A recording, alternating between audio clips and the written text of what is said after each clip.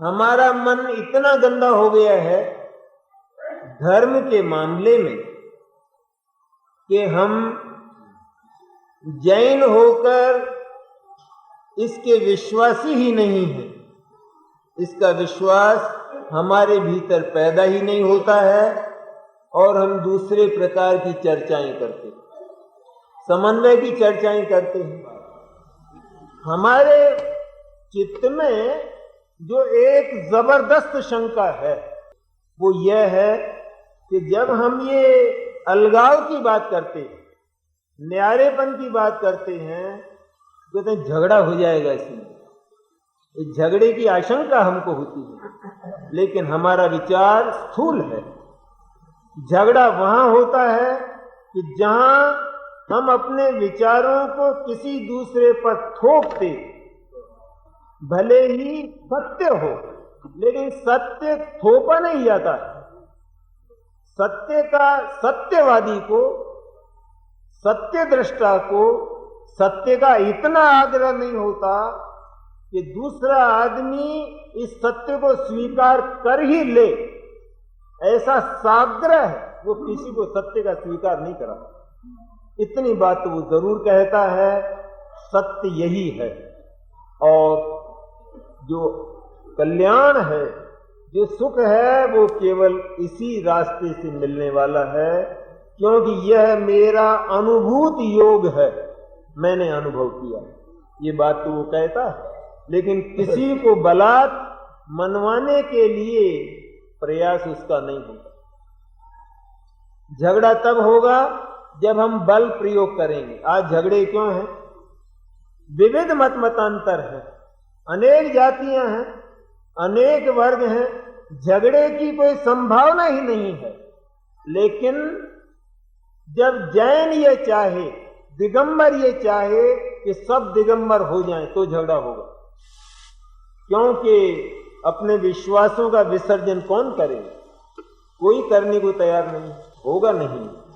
इसलिए सत्य किसी दूसरे को स्वीकार कराने के लिए नहीं होता, लेकिन सत्य तो स्वयं आत्मसात करने के लिए होता है।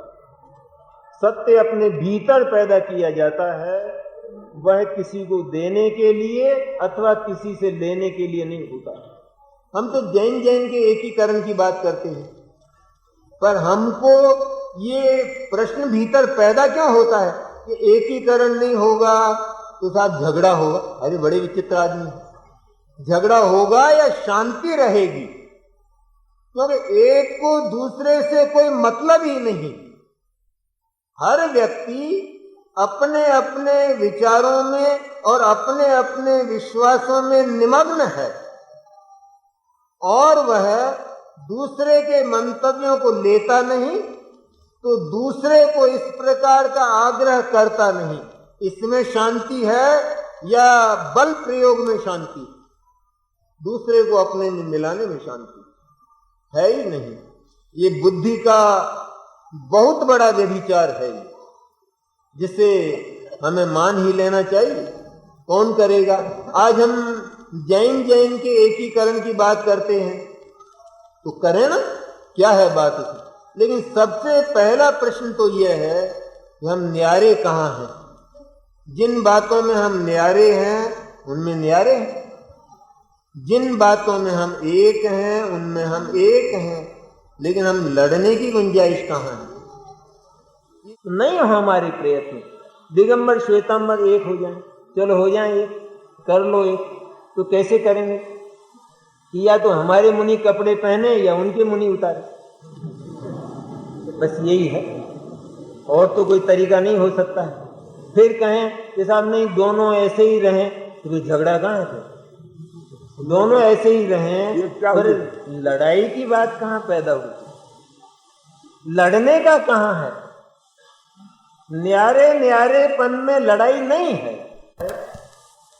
इसलिए एकीकरण की बात हमारे यहाँ मूल रूप में विश्व व्यवस्था में ही नहीं है, तो वहां पर कोई समुदाय में भी इस प्रकार का एकीकरण संभव नहीं है। उसका कोई विधि भी नहीं, उसका कोई विधान भी नहीं, और ये बात आज तक साकार कभी हुई नहीं है।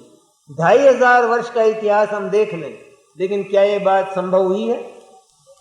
लेकिन मंतव्य तो बढ़ते जा रहे हैं, फिरके बढ़ते जा रहे हैं, और हम इधर एकीकरण की बात करते जाते हैं। क्यों है ये बात? क्योंकि हमारे पास उसका कोई विधान नहीं, हम कोई तरीका बताते ही नहीं, और वो होगा भी नहीं। इसलिए जैन दर्शन तो ये कहता है कि हम किसी से अपेक्षा नहीं करते, निरपेक्ष है बात, हमको किसी से कोई प्रयोजन ही नहीं है, बस ये हमारा धर्म है। हम किसी को अपने में मिलाएं या हम किसी में मिलें, बस यहीं से झगड़े का प्रारंभ होता है। धर्म के मामले में भी हम इतने निरपेक्ष हैं कि हम सबको जैन धर्म मनवाना नहीं चाहते। जो मानता है तो उसका स्वागत, उसको सच्चा लगता है तो वो माने, लेकिन हम किसी पर जबरदस्ती थोपना नहीं चाहते हैं। अपने मंतव्यों को थोपने की बात और एक करने की बात झगड़े भरी है। इसलिए हम यदि इस आग्रह को विराम देते हैं तो फिर सच्चे